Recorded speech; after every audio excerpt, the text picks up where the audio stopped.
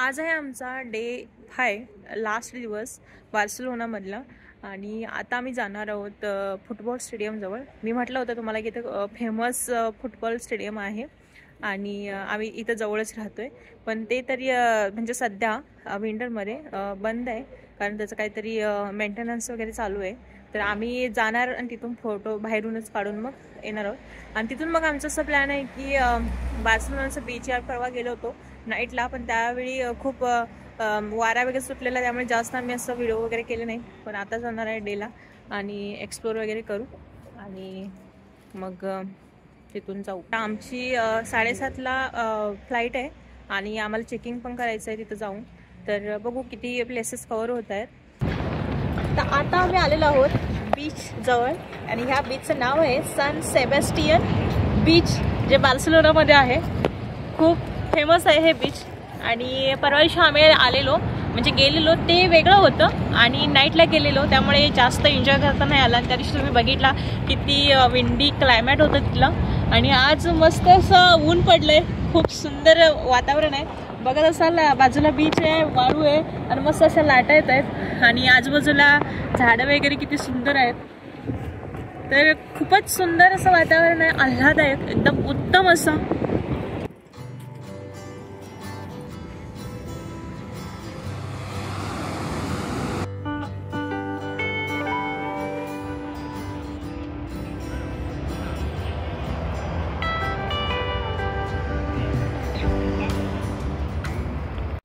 रमला दी मार या ठिकाणी माझ्या डाव्या बाजूला रमला दी मार आहे.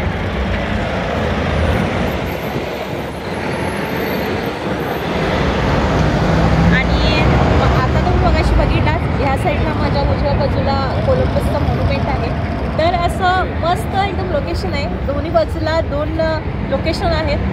आणि त्याचबरोबर रमला दी मार याला लागूनच शॉपिंग सेंटर पण आहे. तर तुम्हाला जर शॉपिंग वगैरे करायची असेल तर तुम्ही इथे शॉपिंग वगैरे करू शकता.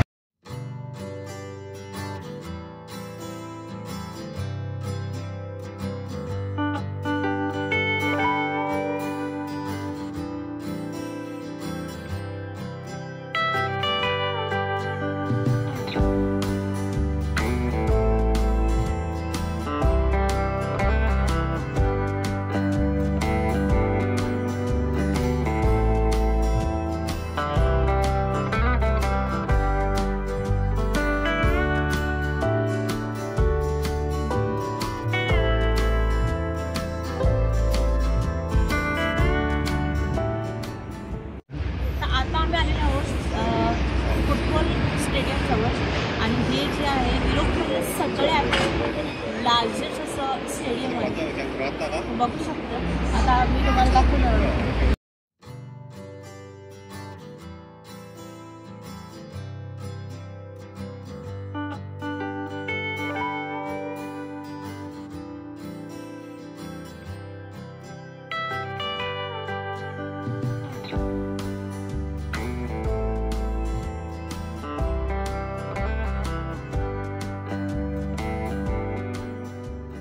बघू शकता तुम्ही, त्यांचं आतमध्ये मेंटेनन्स चालू आहे, त्यामुळे सध्या तरी ते क्लोज आहे. पण बाहेरचं थोडाफार ॲक्सेस आहे, जसं की शॉप्स वगैरे ओपन आहेत, ते मी तुम्हाला दाखवेनच.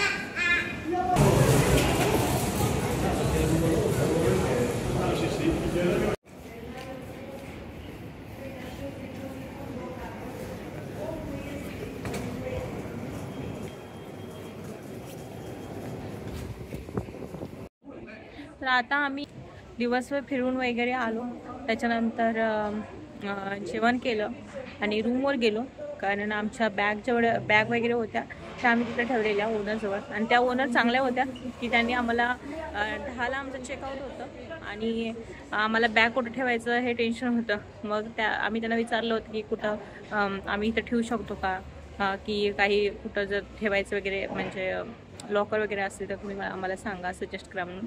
पण त्या म्हणाले की तुम्ही टेरेसवर ठेवा, तिथं एक स्टोरेज एरिया होता आणि घेऊन जा. मग आम्हाला काही प्लेसेस पण कवर करायचे होते, जसं की मी मगाशी म्हटलं होतं. मग आम्ही त्यांचे ते बॅगा ठेवून आलो होतो आणि मग आम्ही सगळे प्लेसेस वगैरे जेवढे झाले तेवढे कवर केले आणि मग बॅगा घेऊन डायरेक्ट मग इकडे एअरपोर्टवर आलो. आणि आता तेच आमचा 20 मिनिटानंतर आम्हाला कुठला गेट आहे आमचा हे समजणार आहे इंडिकेटरवर. मग तोपर्यंत आहे आम्ही इथं वेट करतोय. ही स्पेन ट्रिप इथं एंड होते आमची. स्पेन ट्रिप कशी वाटली हे सांगा आणि कमेंट करा, लाईक करा, शेअर करा. आणि तुम्हाला कोणत्या नवीन नवीन विषयांवर ब्लॉग आवडतील किंवा आम्ही कुठल्या विषयावर बनवू, तुम्हाला कसे वाटले आमचे हे नक्की कमेंट करून सांगा. जिंदगी ना मिलेगी दोबारा ह्या मूवीचं शूटिंग ह्या एअरपोर्टवर झालं आहे असं मला समजलं. आणि हे T2 एअरपोर्ट आहे आणि आम्ही इथूनच जातो आहे कारण हे डोमेस्टिकवाल्यांसाठी T2 आहे. आणि शॉर्ट डिस्टन्ससाठी ह्या T2 ह्या एअरपोर्ट यूज करतात, जसं की इंडियामध्ये पण डोमेस्टिकसाठी यूज करतात तसं. आणि हेच ते एअरपोर्ट आहे जिथं शूटिंग झालं होतं जिंदगी ना मिलेगी दोबारा ह्या मूवीचं. आणि मी तुम्हाला आतून दाखवते हे एअरपोर्ट कसं आहे.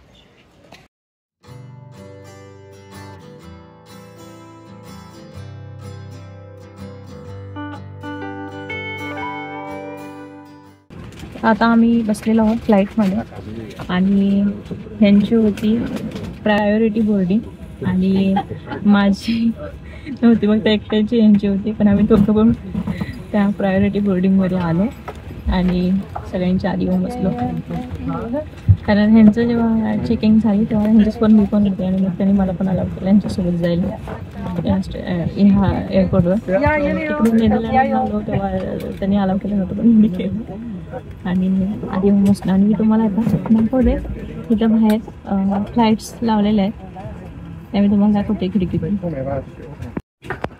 हे बघा लावलेले आहे. De bank past de creditcard, maar ook contactloos betalen. Na de service komen we al het afval ophalen en niet verlaten gaan we verder met de verkoop van de luxe artikelen.